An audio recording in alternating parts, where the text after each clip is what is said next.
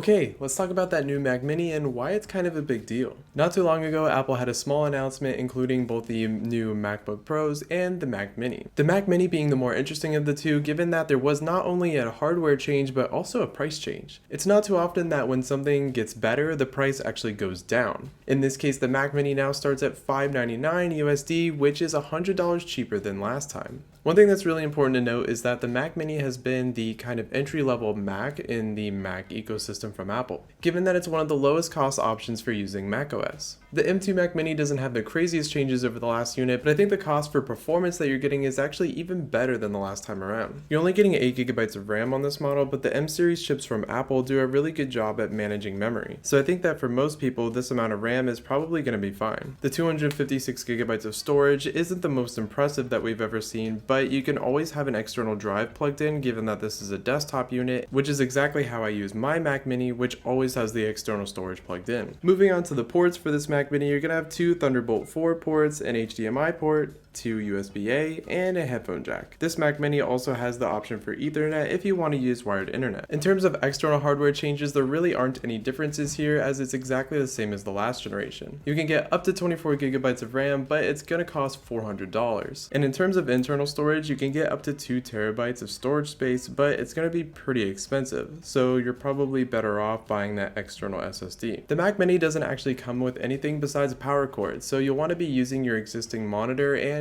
mouse and keyboard. Getting this kind of performance from a new device at a lower price point is about as good as it gets. Unlike last time, there's now a more pro version of the Apple Silicon Mac Mini.